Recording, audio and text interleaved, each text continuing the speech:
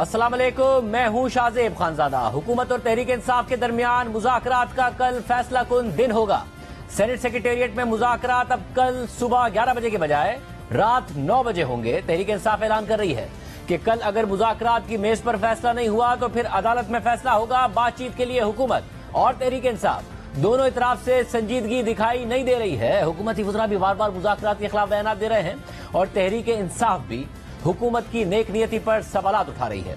आज लाहौर में रैली से खिताब करते हुए इमरान खान ने कहा है कि अगर हुकूमत ने 14 मई से पहले असेंबली तहलील ना की तो हम सुप्रीम कोर्ट से कहेंगे कि हमें पंजाब का इलेक्शन चाहिए।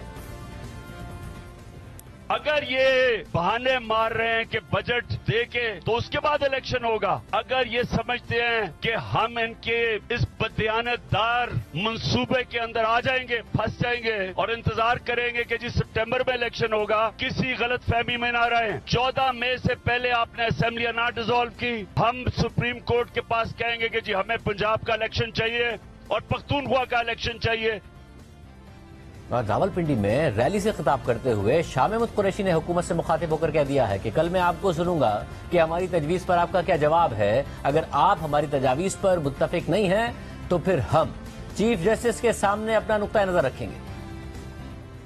साहब से सवाल करता हूँ, ख्वाजा आसिफ, एहसन इकबाल, जावेद लतीफ, ये क्या आपकी जमात का हिस्सा नहीं है? और अगर हिस्सा है तो वो मुज़ाकरात के रास्ते में रुकावट क्यों बन रहे हैं? कल हमारा जो प्रपोजल, मैं चाहूंगा कि उस पर हमें आप दो टोक जवाब दें। अगर आप इत्तफाक पर नहीं आते तो मैं चीफ जस्टिस साहब की खिदमत में हाजिर होकर अदालत के अंदर ओपन कोर्ट में तहरीक इंसाफ का मतमा नजर, तहरीक इंसाफ की काविश और कोशिश कौम के सामने सुप्रीम कोर्ट में रख दूं और फिर फैसला आइन के मुताबिक होगा और आवाम करेगी।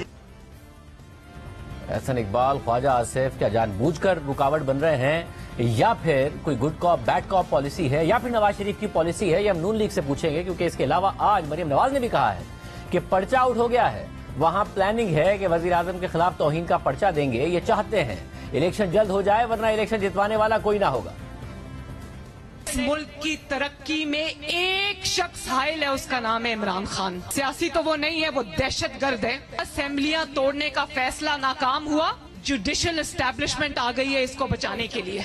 बात ये थी कि असेंबली टूटेगी और सुप्रीम कोर्ट में सहूलतकार बैठे हैं जो आपको इलेक्शन आपके आगे रख देंगे। इमरान खान के सहूलतकारों ने उसको लाने का ये मंसूबा बनाया है। पेपर आउट हो गया, ये मंसूबा तुम्हारा कामयाब नहीं होने देंगे। पहले हम नाइंसाफी करेंगे, साजिश करेंगे, कोई बोलेगा तो उसके खिलाफ कंटेम्प्ट का पर्चा दे, जितने पर्चे मर्जी देने दो, हम ये भुगत के आए हैं सारा कुछ, अब तुम्हारी बारी है। चीफ जस्टिस की सास साहिबा है, ख्वाजा तारिक रहीम साहब की वाइफ है, वो गाजर का हलवा बनाने की तरकीब नहीं डिस्कस कर रही थी, बता रही थी कि साजिश किस तरह होनी है और इमरान को किस तरह वापस लेकर आना है। पहले असेंबली तोड़ी और बड़ी रौनक के साथ तोड़ी, अब सुप्रीम कोर्ट जाने वाले हैं कि हमारी असेंबलियां बहाल की क्यों किए जाए। भाई तुम, ये मुल्क तुम्हारे वालिद साहब का मुल्क है। मैं आवाम से पूछती हूँ कि अब हम आपको पता चला है कि असल सिसिलियन माफिया कौन है, असल गॉडफादर कौन है इस मुल्क के। इनको इलेक्शन की जल्दी नहीं है, इनको ये जल्दी है कि इनके होते होते इलेक्शन हो जाए, वरना हमें इलेक्शन जिताने वाला कोई नहीं होगा।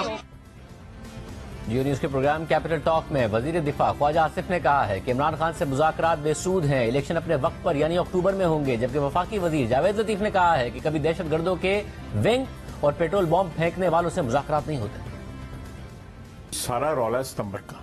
इमरान खान चाहता है कि चीफ जस्टिस उमर अताब बंदयाल की सितंबर में रिटायरमेंट से पहले पहले इलेक्शन हो जाए और आप चाहते हैं कि उनकी रिटायरमेंट के बाद इलेक्शन हो। हम ये नहीं चाहते कि उनकी रिटायरमेंट के बाद हो, हम चाहते हैं वक्त पे हो। मुज़ाकरात जो है सियासतदान इस किस्म के जो है वो करते रहते हैं, खेल जो है वो। इस शख्स से मुज़ाकरात करना एक एक्सरसाइज इन फ्यूटिलिटी है। अदालत ने कहा है कि जाओ जी मुज़ाकरात करो, पहले आपने तो मुज़ाकरात कर लें। आपस में लड़ाई लड़ रहे हैं और हमें कह रहे हैं कि सुलह कर लो। कोई क्रेडिबिलिटी है कि उनके कहने में? कोई मुज़ाकरात नहीं है। कभी दहशत गर्दों के विंग से मुज़ाकरात नहीं होते, कभी पेट्रोल बम फेंकने वालों से मुज़ाकरात नहीं होते, कभी आलमी कुव्वतों के आलाकार बनने वालों से मुज़ाकरात नहीं होते, कभी अदारों पर चढ़ाई करके उनको कमजोर करने वालों से मुज़ाकरात नहीं होते, कभी मीर जाफर सादक कहने वालों से मुज़ाकरात नहीं होते, कभी अदारों में बैठे लोगों को साथ मिलाकर पाकिस्तान के खिलाफ साजिश करने वालों से मुज़ाकरात नहीं होते। कभी अदालतों में पंचायत नहीं लगती। ये किसी की ख्वाहिश पे पंचायत अगर लगेगी तो यकीनन ये कामयाब नहीं होगी। एक तरफ हुकूमत और तहरीक इंसाफ के दरमियान मुज़ाकरात हो रहे हैं और दूसरी तरफ हुकूमत की जानिब से गिरफ्तारियों का सिलसिला भी जारी है। जुमे को इस्लामाबाद से तहरीक इंसाफ के कारकुन गिरफ्तार किए गए थे, जिस पर तहरीक इंसाफ ने एहतजाज किया था। उसी रात लाहौर में चौधरी परवेज इलाही के घर पर पुलिस ने धावा बोला तो उस पर भी तहरीक इंसाफ ने सख्त रद्दअमल दिया, लेकिन यह भी कह दिया कि मुज़ाकरात जारी रहेंगे। फवाद चौधरी ने ट्वीट में लिखा था कि मुज़ाकरात को सबूतात करने की कोशिशों को मुस्तरद करते हुए तहरीक इंसाफ ने फैसला किया है कि सुप्रीम कोर्ट के अहकामात को मद्देनजर रखते हुए आइन के दायरे में इंतखाबात के फ्रेमवर्क पर हुकूमत से मुज़ाकरात जारी रहेंगे और मंगल को हतमी एजेंडे पर बात होगी। लेकिन इस मामले पर खुद हुकूमती वुज़रा सवालात उठा रहे हैं। परवेज इलाही के घर पर छापे से मुताल्लिक वफाकी वजीर दाखिला राना सनाउल्लाह ने कहा है कि परवेज इलाही के घर छापे का मीडिया से इल्म हुआ। जिम्मेदार वही लोग हैं जो उस वक्त वहां मौजूद थे, जबकि वफाकी वजीर एहसन इकबाल ने कहा है कि पहले इमरान खान और अब परवेज इलाही पकड़े नहीं गए। ये इंतजामिया पर सवालिया निशान है। इंतजामिया में पीटीआई के हिमायती नाटक कर रहे हैं ताकि हमदर्दियां हासिल करें। ये तमाशा देख रहे हैं कि खान साहब के जमान पार्क के ऊपर भी रेड होता है और खान साहब नहीं पकड़े जाते। उनके परवेज इलाही साहब के घर पे रेड होता है, वो नहीं पकड़े जाते। आखिर ये लोग क्या है? ये कानून से बड़े हैं या ये तमाम फरमाइशी प्रोग्राम होता है, नूरा कुश्ती होती है कि हमें जरा लीडर बनाओ। मुझे तो कोई बईद नहीं है कि जो उनके अंदर इंतजामिया में कोई हमायती हल्के होंगे, शायद वो इस किस्म के नाटक कर रहे हैं। मुझे लगता है कि ये सब एक फरमाइशी प्रोग्राम है जिससे उनके लिए हमदर्दी पैदा करने का सामान पैदा किया जा रहा है।